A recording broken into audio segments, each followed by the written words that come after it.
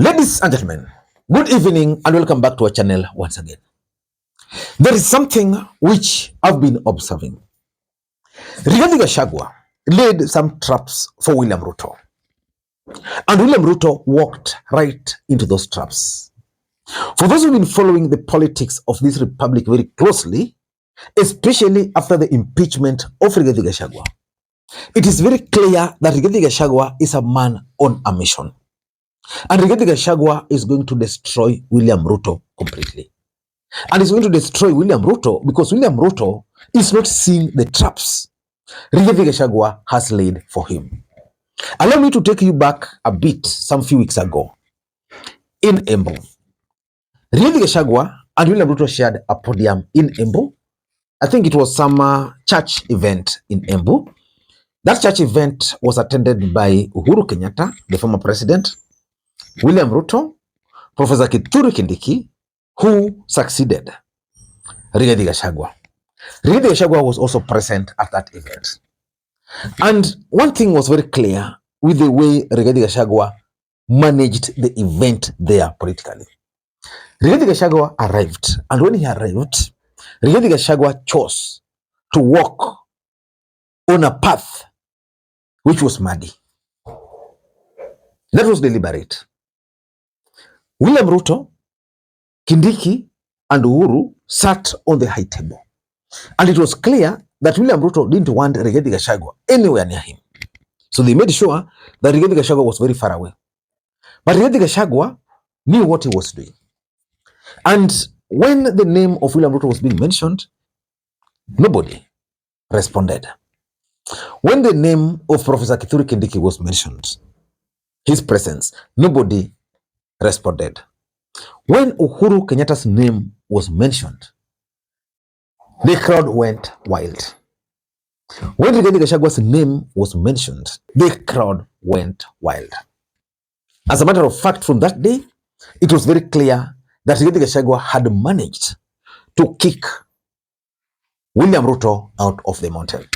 But William Ruto continued falling for Rigathi Gachagua's tricks. There was a funeral there in Kiambu for the burial of an MC there. William Ruto was supposed to attend. He didn't attend because, of course, he was advised not to attend. He was then supposed to send his deputy, Kindiki, did not attend that event. Of course, it was he was advised not to because the crowd were hostile. Rigathi Gachagua attended that event successfully. And from there, it was very clear that Rigathi Gachagua has actually managed to wrestle the control of the mountain from the grip of William Ruto. Because remember, there's one thing I've always maintained, that if there's one thing that William Ruto can never allow to happen easily, is to allow another kingpin to emerge from the mountain. But William Ruto has now lost the mountain completely. Then there was another event.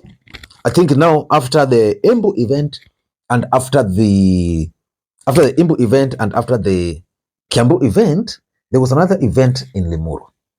And now they wanted to teach Rigathi Gachagua some political lessons. So Rigathi Gachagua attended that event. It must have been a funeral.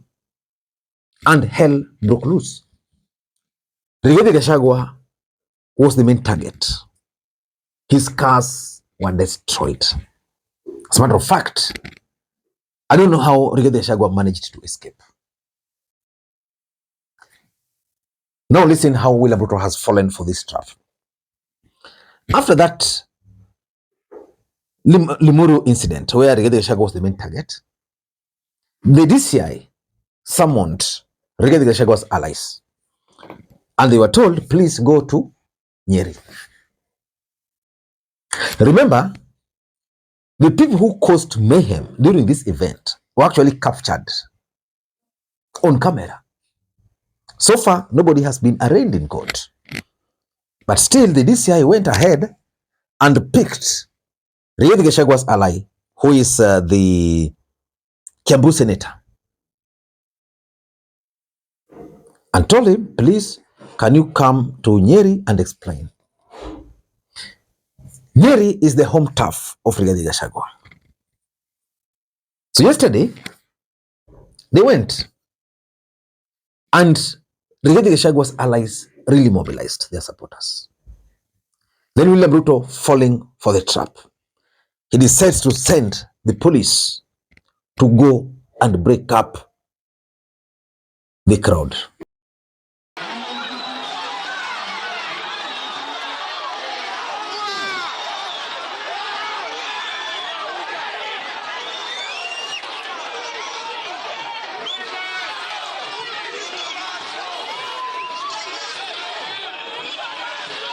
The crowd responded, and then they started singing, Ruto must go, Ruto must go.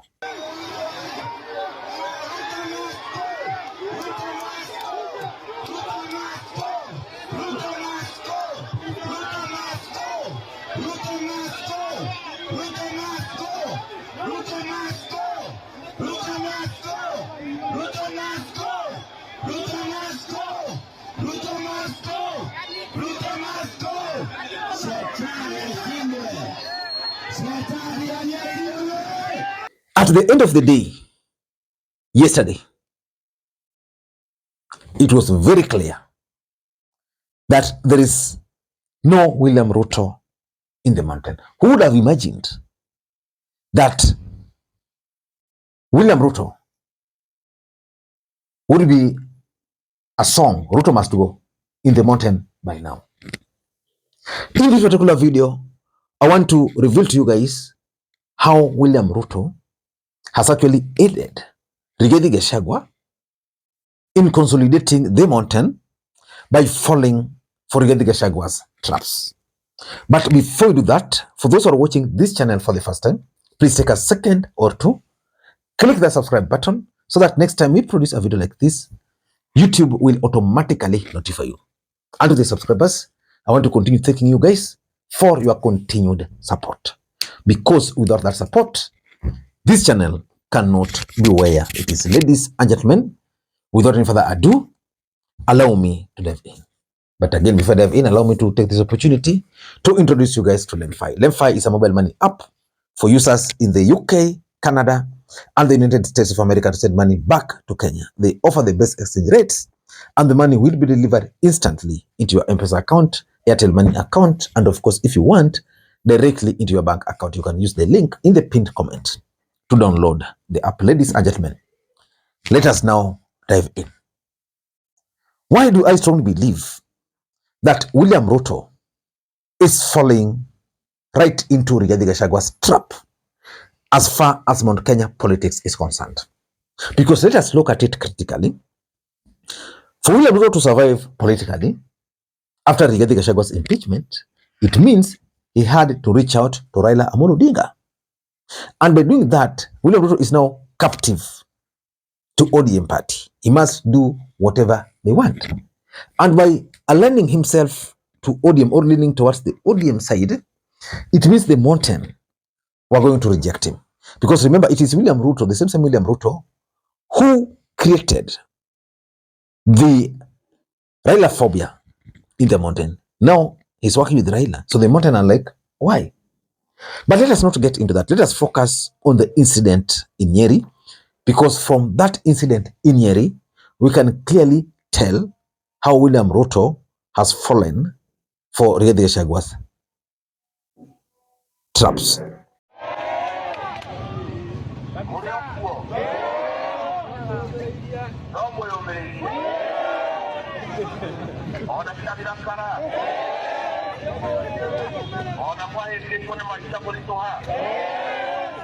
For Rigathi Gachagua's trap. Number one, by breaking that event, by throwing tear gas at the crowd, by using the police to try and stop the people from joining Rigathi Gachagua's allies, what Ruto has done unknowingly is that he has incited the mountain against the government. Mount Kenya has been in power during Kibaki era and Uhuru era. They were never used to tear gas. They were never used to running battles. They were never used to what we witnessed in Nyeri yesterday. Those were left for the Luos When you talk of tear gas, Kondele, Nyalenda, Kibra, Dare. The mountain were known to be businessmen. As the Luos were being tear gassed, the Kikuyu nation were busy building the nation by selling their products in the market. Now you throw tear gas at them. What do? You incite them against the government. So from today, I can assure you that the resolve of the mountain is that they will not have anything to do with the Kenya Kwanza government, because they are frustrating their son. Now they are targeting the voters there or the residents. So William Ruto has clearly succeeded in inciting the government, the mountain, against the government. So that's number one. Number two, there is also a very powerful tool in politics called the sympathy card. Rigathi Gachagua was impeached. You saw how the mountain reacted. Rigathi Gachagua then decided to go underground. Then what follows Rigathi Gachagua? What follows Rigathi Gachagua after going underground? Being attacked in a funeral. His people being frustrated. So the mountain are like, okay, Ujama, this is what is doing to our people. So Rigathi Gachagua's allies are currently winning that sympathy. Let me ask you this question. Assuming Rigathi Gachagua and his allies just went to Nyeri to court and left peacefully, would anyone gain sympathy? No. Number three, William Ruto is also exposing his tricks early enough. If you are to study the way William Ruto is reacting to Rigathi Gachagua has laid the trap, he has fallen into them. But how is he reacting to them? He's exposing his tricks early enough. Right now, you can know what William Ruto is planning, or the strategy William Ruto is planning to use in the mountain. I can assure you can. If you are a good politician, if you have an eye for political observation, you can clearly tell that in 2027, William Ruto is going to be ruthless with the mountain. He's going to unleash the police, probably to suppress the voter turnout. Because already he has decided, based on my own analysis, that the mountain is gone. It would have been good for him to hide some of the tricks.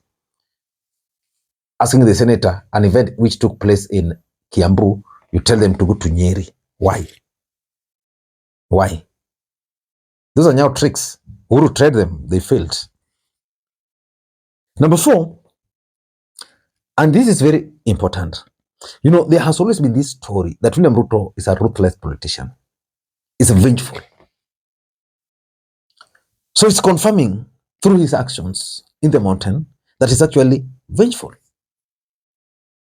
He's angry and is unleashing the police. It's unleashing the police. And lastly, I think by falling for these traps, William Ruto is succeeding or is helping Rigathi Gachagua's allies to consolidate the mountain. Like in Nyeri, now they've managed to consolidate their support base to an extent that in Chiga ward, where one of the key allies of William Ruto is the MCA there, people walked on him while addressing the residents just because he's associated with William Ruto. Ladies and gentlemen, I don't know what you think, but I think William Ruto is a smart politician, but he has fallen for Rigathi Gachagua's tricks. Until next time, this is Lee Makwiny. Bye-bye.